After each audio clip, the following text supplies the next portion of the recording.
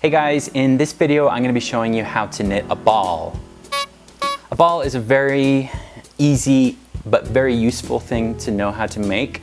It can make a nice gift or a pillow, and it's also a nice base for a larger project like a stuffed animal or something else. For this project you will need to have knitted already a rectangle of knitting.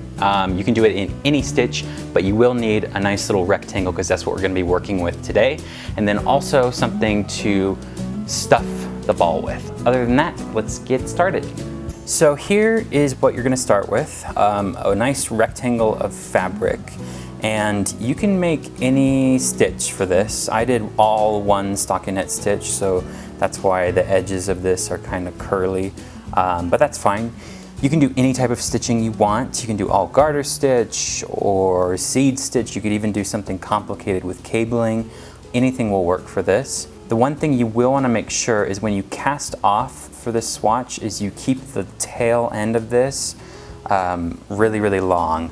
I kept mine super long here because I'm always paranoid I'm gonna run out of yarn for this. So you probably don't need this much, but keep a pretty good length.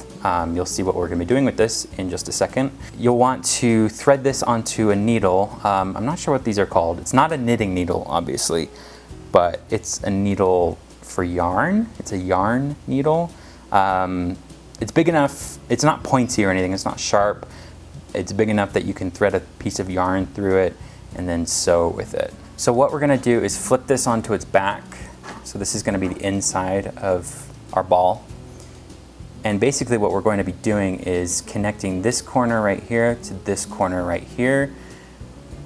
And we're going to pull it all together, and it's going to form, all this stuff is going to come together and form the top of our ball. So to do that, take your yarn that's threaded here and start at this corner. So this is the last corner that you did when you were casting off this edge here. And just thread your needle through all of the stitches. Thread it through there. Don't pull it tight yet. That's what we're going to do at the end. Just keep threading it on through.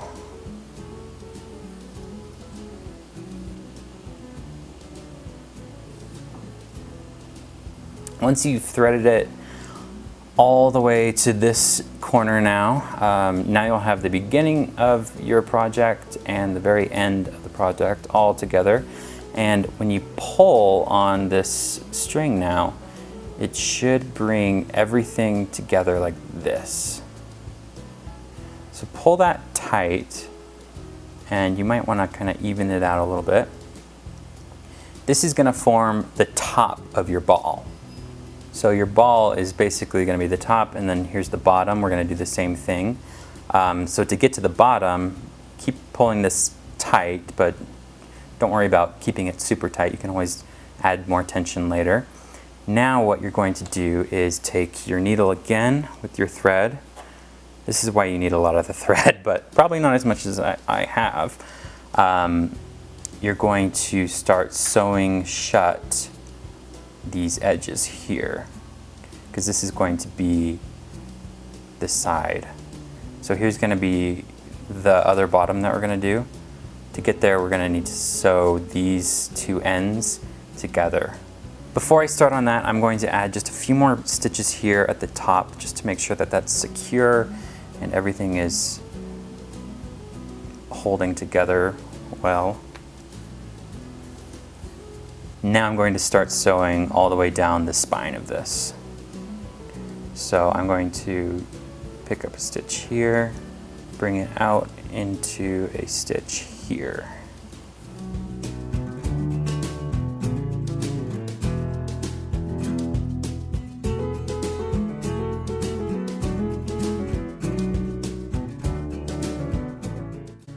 Mine has a kind of a noticeable bump because of the stitch that I used, but if you did like stockinette stitching or some other type of stitch, this won't be as noticeable. Or what I also could have done is I could have started sewing in a little bit, like brought it in even further before sewing it together, but I'm fine with the bump. Really, it's not that big of a deal, and it'll get stretched out anyways once we put stuffing in it. So once you're to the end, you can use your project as a cup holder or a mitten without a thumb, or even a hat if you've got a big enough piece of fabric.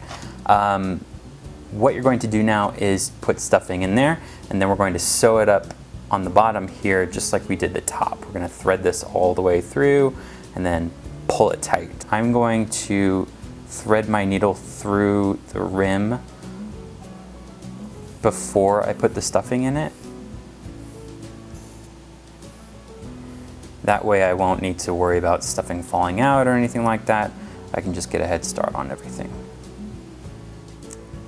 Once you've threaded that all the way through, if you pull it, it'll tighten up. So don't pull it yet, because sometimes it won't untighten itself. For the stuffing, I'm just going to use this nice fluffy white stuff from a craft store and just stuff it on in there. You can use anything. You can use old fabric scraps, an old t-shirt, potpourri, anything you want. Just want to make sure that you stuff it really well and fill in all the spaces.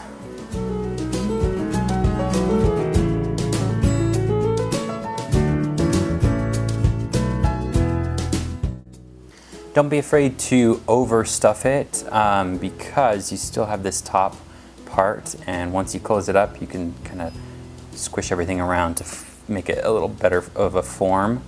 But I've got as much in there as I think I'm going to want. So like we did before, you just pull it tight, and that's going to bring in the top or the bottom. Push around some of the stuffing there to get it to the right shape. And then like I did on the top part, I'm going to just do a couple little stitches on the top here just to make sure everything is sealed tight. It's pretty sealed tight. You really don't have to do this. I'm just kind of paranoid. When you're finished, you can either tie this off and just cut it, or what I like to do is I like to just dig the needle in through the very, very top and then reach in and grab it from the bottom here and pull it on through. And if you want to, you can pull this really tight and make kind of a cushion. If you pull it really tight, it'll create kind of this little button kind of cushion thing. It'll make kind of flat top and bottom, so you can rest this easily as a decoration or anything like that. I'm just going to pull it a little tight here and then cut it. And that is how you knit a ball. As you can tell, mine is kind of more egg shaped. It's a little more of an oval. And that's because at the beginning, mine wasn't quite long enough. If you fold it and it makes a perfect square, then your ball will be more rounded and a more even sphere. So mine's a little tall, but it's fine really for what it is. These are great starter pieces for things like making stuffed animals or special decorations. You can do a lot of things with these, and you make these as large as you want. You could make a full-size pillow if you wanted to. Let me know if this was helpful, and as always, like and subscribe, and I will see you next time.